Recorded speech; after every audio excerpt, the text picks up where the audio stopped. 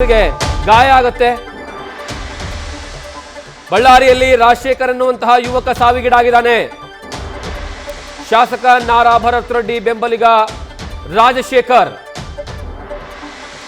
ರಾಜಶೇಖರ್ ಸಾವಿಗೆ ಶಾಸಕ ಜನಾರ್ದನ್ ರೆಡ್ಡಿನೇ ಕಾರಣ.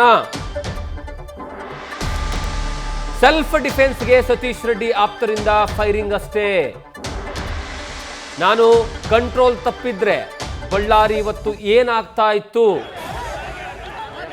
ಇದನ್ನೆಲ್ಲ ಪ್ರಶ್ನೆ ಮಾಡಿರುವಂಥದ್ದು, ಹೇಳಿಕೆಯನ್ನು ಕೊಟ್ಟಿರುವಂಥದ್ದು ನಾರಾ ಭರತ್ ರೆಡ್ಡಿ. ಇಲ್ಲಿ ನಾವಾಗಲೇ ಹೇಳ್ತಾ ಇದ್ದೆ, ಈ ಗಲಾಟೆ ಪೂರ್ತಿಯಾಗಿ ಶುರುವಾಗೋದೇ ಕೇವಲ ಒಂದು ಬ್ಯಾನರ್ಗೋಸ್ಕರ, ಒಂದು ಬ್ಯಾನರ್ ಅಳವಡಿಕೆ ಮಾಡುವಂತಹ ಕಾರಣಕ್ಕಾಗಿ ಗಲಾಟೆ ಶುರುವಾಗುತ್ತೆ, ವಿಕೋಪಕ್ಕೆ ಹೋಗುತ್ತೆ, ಫೈರಿಂಗ್ ಆಗುತ್ತೆ, ಏರ್ ಫೈರಿಂಗ್ ಆಗುತ್ತೆ, ಕೊನೆಗೆ ಒಬ್ಬ ವ್ಯಕ್ತಿಯ ಸಾವಿಗೂ ಕಾರಣವಾಗುತ್ತೆ.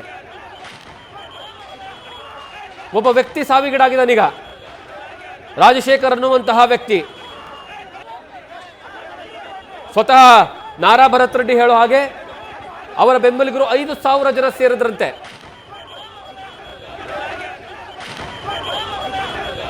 ಇದಕ್ಕೆಲ್ಲ ಮೂಲ ಕಾರಣ ಜನಾರ್ದನ್ ರೆಡ್ಡಿ ಅನ್ನುವಂತಹ ಆರೋಪವನ್ನ ನಾರಾ ಭರತ್ ರೆಡ್ಡಿ ಮಾಡ್ತಾ ಇದ್ದಾರೆ. ಆದರೆ ಇನ್ನೊಂದು ಕಡೆಗೆ ಜನಾರ್ದನ್ ರೆಡ್ಡಿ ಆರೋಪ ಮಾಡೋದೇನು ಅಂದ್ರೆ, ಅಲ್ಲಿ ಬುಲೆಟ್ ಕಾಣಿಸ್ಲಿಲ್ಲ ಜನಾರ್ದನ್ ರೆಡ್ಡಿ ಕೈಯಲ್ಲಿ, ಅದನ್ನ ತೋರಿಸಿ, ಮಾಧ್ಯಮದವರಿಗೆ ತೋರಿಸಿ, ನೋಡಿ ಈ ರೀತಿಯಾಗಿರಂದ್ರೆ ಬುಲೆಟ್ ಇದೆ, ಇದನ್ನ ಫೈರಿಂಗ್ ಮಾಡಿದ್ದಾರೆ ಅಂತ ತೋರಿಸ್ತಿರೋದು ಜನಾರ್ದನ್ ರೆಡ್ಡಿ. ಮತ್ತೊಂದು ಕಡೆಗೆ ಜನಾರ್ದನ್ ರೆಡ್ಡಿ ಆರೋಪವನ್ನ ಮಾಡೋದು ಇಂಟೆನ್ಷಲಿ ನಾರಾ ಭರತ್ ರೆಡ್ಡಿ ಅವರ ಬಲಗೈ ಭಂಟ ಆಗಿರುವಂತಹ ಸತೀಶ್ ರೆಡ್ಡಿನೇ ಗನ್ಮ್ಯಾನ್ಗಳನ್ನ, ಖಾಸಗಿ ಗನ್ಮ್ಯಾನ್ಗಳನ್ನ ಕರ್ಕೊಂಡು ಬಂದು ಬ್ಯಾನರ್ ಅನ್ನು ಅಳವಡಿಕೆ ಮಾಡುವಂತಹ ಕೆಲಸವನ್ನ ಮಾಡ್ತಾನೆ. ಜೊತೆಗೆ ನಮ್ಮ ನಿವಾಸದ ಮುಂದೆ ಚೇರ್ ಹಾಕೊಂಡು ಕೂತ್ಕೊಳ್ತಾನೆ. ಅವರು ಬೆಳಗ್ಗೆಯಿಂದನೇ ಪ್ರಿಪರೇಷನ್ ಮಾಡ್ಕೊಂಡು ಬಂದಿದ್ರು ಇವತ್ತು ಗಲಾಟೆ ಮಾಡಬೇಕು ಅಂತ ಹೇಳಿ ಜನಾರ್ದನ್ ರೆಡ್ಡಿ ಆರೋಪವನ್ನ ಮಾಡಿದ್ದಾರೆ. ಆರೋಪ ಪ್ರತ್ಯಾರೋಪ ಎರಡೂ ಕಡೆಯಿಂದ ಬರ್ತಾ ಇದ್ದಾವೆ. ಯಾವಾಗ ಜನಾರ್ದನ್ ರೆಡ್ಡಿ ಆರೋಪವನ್ನ ಮಾಡ್ತಾರೆ, ಅದಕ್ಕೆ ಪ್ರತ್ಯಾರೋಪವಾಗಿ ನಾರಾ ಭರತ್ ರೆಡ್ಡಿ ಒಂದು ಸ್ಟೇಟ್ಮೆಂಟ್ ಕೊಡ್ತಾನೆ. ಇವತ್ತು ರಾಜಶೇಖರ್ ಅನ್ನುವಂತಹ ಯುವಕ ಸಾವಿಗೆ ಕಾರಣ ಆಗಿರುವಂಥದ್ದು ನೇರವಾಗಿ ಜನಾರ್ದನ್ ರೆಡ್ಡಿನೇ ಕಾರಣ. ಜನಾರ್ದನ್ ರೆಡ್ಡಿಯ ವಿರುದ್ಧವಾಗಿ ಮರ್ಡರ್ ಕೇಸನ್ನು ದಾಖಲು ಮಾಡಬೇಕು ಅಂತ ಹೇಳಿರುವಂಥದ್ದು ಭರತ್ ರೆಡ್ಡಿ. ಇನ್ನೊಂದು ಕೆಲವೊಂದು ಪದಗಳಿರ್ತಾವಲ್ಲ, ತುಂಬಾ ಸೆನ್ಸೆಬಲ್ ವರ್ಡ್ಸ್ ಅದು.